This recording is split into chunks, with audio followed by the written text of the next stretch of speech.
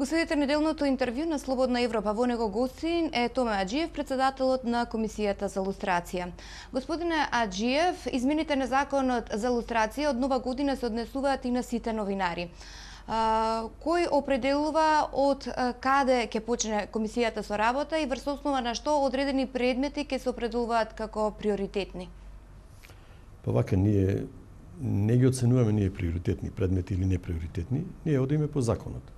Во досегашниот период ги поминавме по големите, повисоки, условно кажано, функции во државата. Трнавме од председател на државата, од пратениците, од премиерот, министрите, па слеговме до судските органи, академиците, Уставниот суд. Сега дојдовме, веќе осетивме дека имаме можност да ставиме во функција и други. И тука на комисијата водевме расправа и рековме ќе ги ставиме во функција и новинарите и носителите на јавни функции во други организации регистрирани согласно закон. Тоа влегува дека невладини организации, политички партии, верски заедници и новинарите, односно основачите на приватни медиуми и пишани електронски и новинарите и уредниците. Ние не правиме редослед, ние ги пуштаме сите во органите кои соработуваме и тие ги истражуваат. Кој ќе добијат одредени релевантни податоци за одредено лице, ни доставуваат нас известување и ние проучуваме за тоа лице, бидејќи имаме добиено сознание дека има некакви документи за него. Значи, приоритет не правиме. Сите се за нас исто битни. Знаете ли што ќе правите ако се утврди дека некои новинари соработувале со тајните служби? Знаеш ли тоа дека сите медиуми треба да се ослободат од новинари кои што соработувале со тајни служби, или ќе се проценува секој случај поотделно? Во поранешниот пред измените на законот, на сите овие приватни медиуми му беше дадено како можност во нивните акти да го предвидат тој дополнителен услов за вршење на јавна функција. Меѓутоа со измените на законот тоа се стави како задолжителна обврска. Доколку се утврди дека некој уредник или новинар од приватните медиуми, дали пишан или електронски, бил соработник со тајните служби, обврска е на собственикот, прво да ги предвиди тие одредби во нивниот акт и второ да извести комисијата дека тој акт е изменет, внесени се одредбите каде што се барат дополнителниот услов за вршење јавна функција и трето на негова обврска или одговорност тој ако не сака да го разреши од. Ние не може, а ние само ќе констатираме дека тој не го исполнува условот за вршење таква дејност. Значи ли тоа дека самиот медиум треба да проценува дали тој ја загрозува веродостојноста на самиот медиум? Но собственикот, основачот ќе си процени дали му е добро во неговиот медиум да има лице кое комисијата утврдила дека било соработник со тајните служби. Но кога лустрацијата ќе почне да важи еднакво за сите? Често пати оваа комисија се соочува со критики за селективност, па тешко е да се поверува дека кога и да е оваа комисија ќе почне да го отвара прашањето на одговорност на актуелни представници на функции од власта. Прво, комисијата не ги разликува носителите на јавни функции, дали се носители на јавна функција од опозиција или од власт или независни, како ги сакате да кажете. Комисијата, согласно приложените изјави до комисијата, ја спроведува верификацијата на факти. За кој носител на јавна функција ќе добиеме податок дека бил соработник со тајните служби, комисијата го става на дневен ред и одлучува. Доколку се утврди дека бил соработник, нема ја верифицира изјавата, а воопшто комисијата не интересира дали бил од власт или од опозицијата. И мислам дека тоа е погрешно поставено прашање дека комисијата прави некаква селекција, некој бил од власт или опозицијата. Јас сметам дека и ево не смеам да кажам тие податоци кои лица се досега прогласени за соработници, меѓутоа од сите тие лица не можам да утврдам дали некој бил од позиција на власт или од позиција на опозиција. Но кога станува збор за редоследот на чекори, како тие да се прават обратно, требаше ли комисијата најпрвен да се позанимава со лустрацијата на носители на државни функции, односно на политичари од поранешната власт, од актуелната власт, со оглед на тоа дека тие ги носат одлуките на нашите животи? Секако дека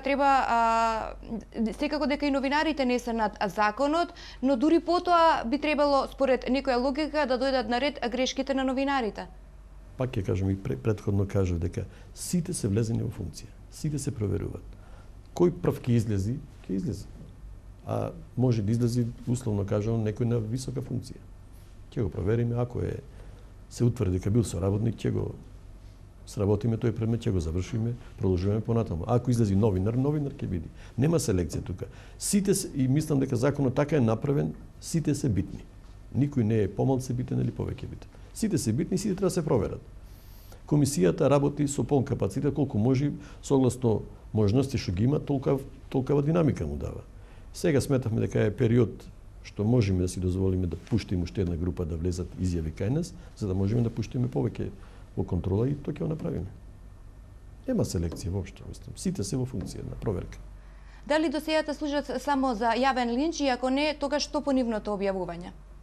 Согласно законот, комисијата не прогласува, условно кажано или народски кажано, дека некој бил кодош. Комисијата има само две можности.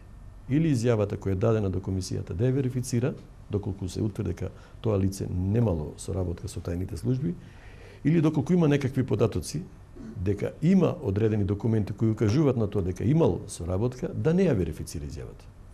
Нормално лицето кога ќе биде засегнато почнува да реагира. Ќе даде неслагање до комисијата. Законот вели доколку стави неслагање до комисијата, комисијата треба да изготви решение и да го упати во рок од 8 дена си поведи судска постапка. Доколку си поведи судска постапка и судот донеси соодветна одлука, комисијата е должна таа одлука да ја почитува. Каква ќе биде, ние ќе ја почитуваме. Комисијата досега утврди дека за околу 20 функционери постои сомневање дека сработувале со тајните служби. Најголемиот дел од нив се во процедура. Па од тие 20, еден предмет е завршен конечно, до првиот случај завршен неконечно. Во еден случај лицето не се произнесе по заклучокот, го прифати нашиот заклучок, постапката не ојде понатаму, заврши тука. Ево денес имаме на дневен ред уште 3 случаи, од кои 20 не се произнесува по заклучокот, значи го прифатија нашиот заклучок како што го донесавме и тука денес ќе донесеме решение дека конечно завршва постапката. За еден ќе се произнесеме со решение по неговиот приговор. Другите се во судска постапка. Веќе влезени се во судска процедура, која ќе заврши таму не знаеме. Инаку ние обврзни сме согласно закон да не ги објавуваме во јавноста, туку да кога ќе заврши конечно постапката да ги регистрираме во регистарот согласно закон. Треба ли комисијата сериозно и одговорно да се позанимава и со самата себе, со оглед на критиките за непрофесионалност и бојкотот на работата, односно на одлуките на некои од членовите на комисијата? Не, мислам дека тоа се работи за малце членови, односно 20 членови, кои мислам дека во наредниот период ќе се преиспитат и тие ќе си влезат во колосек на комисијата и ќе продолжат да работат како што работеа во минатиот период. Мислам дека во комисијата нема проблеми. Комисијата е составена од 11 членови, 9 членови работат без забелешка, воопшто немаат никаква забелешка на работа на комисијата. Комисијата функционира. 20 членови од кои причини не ми е познато. Пројавија некакви неслагања, меѓутоа мислам дека во наредниот период и тоа ќе го надминат, самите ќе го надминат и ќе се вратат на комисијата. Има ли надлежност комисијата да овозможи заштита од шпекулации со оглед на тоа дека се посочуваат личности јавно во медиумите?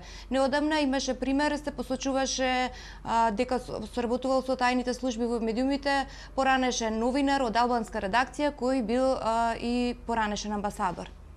Можам одговорно ви кажам дека такви податоци од комисијата не излегуваат.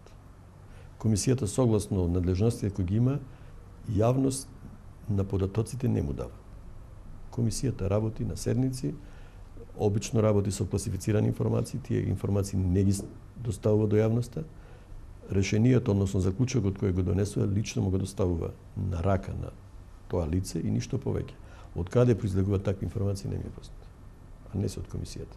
Ви благодарам на разговорот. Благодарам.